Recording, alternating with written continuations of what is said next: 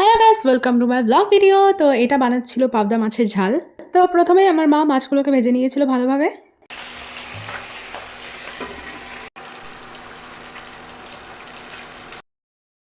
আর তারপর যেসব উপকরণ লাগে আর কি, আদা রসুন পেস্ট, ওগুলো সব দিয়ে ভালো মতো কষিয়ে নিয়েছিল। আর একটু টমেটোও দিয়ে দিয়েছিল। ভালো মতো কষানো হয়ে যাওয়ার পর দিয়ে কেটে রাখা আলুগুলো।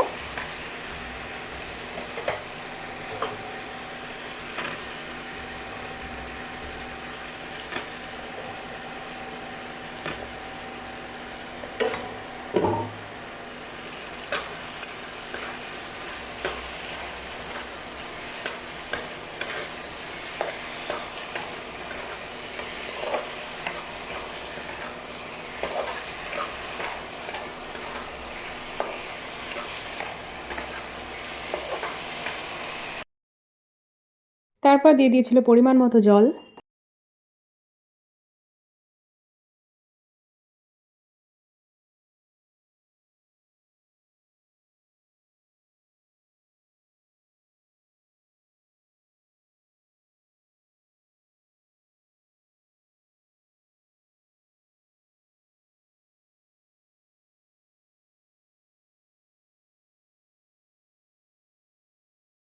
দেখো, শেষে নামানোর আগে কাঁচা লঙ্কা দিয়ে একটু ফুটিয়ে নিয়ে তারপরে নামানোর আগে দিয়ে দিয়েছিল কাঁচা ধনেপাতা, যেটার সেন্টটা অসাধারণ লাগে আমার যে কোনো তরকারিতেই।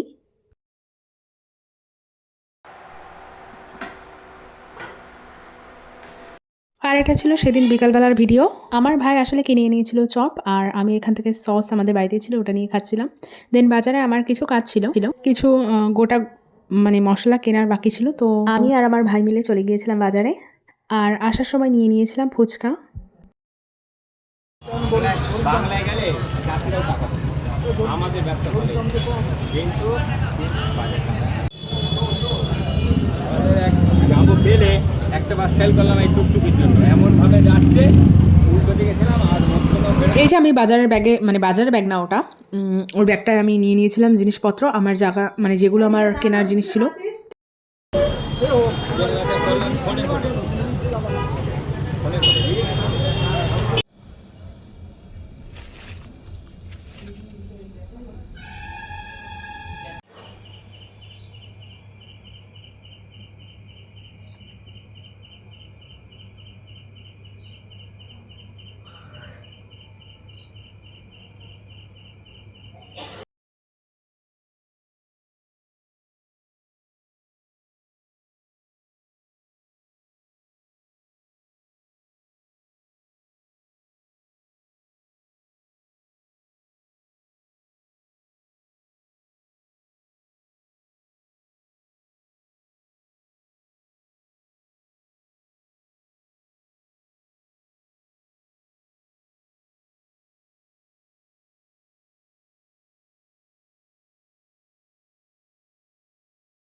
তারপর আমার মা রাতেবেলা বানিয়েছিল খিচুড়ি।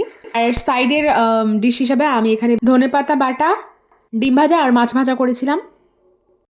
আর ছিল একটুখানি ঘ্যাট। তো তারপর আমরা ডিনার সেরে নিয়েছিলাম। আর এটা ছিল পরের দিন বিকালবেলা ভিডিও। আমি নিয়ে এসেছিলাম এখানে কুরকুরে আর ঝুড়ি ভাজা, যেটা আমার ভীষণই ফেভারেট। আর আরে আমার বউকে লাভ নাই, ফোন করতে করতে ওই দে কারে ওই লোকটা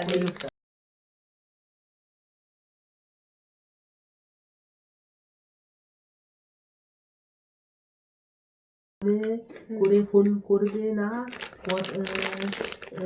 তাহলে কল করে মেসেঞ্জারে হ্যালো ফোন ফোন ফোন করে যদি কোথায়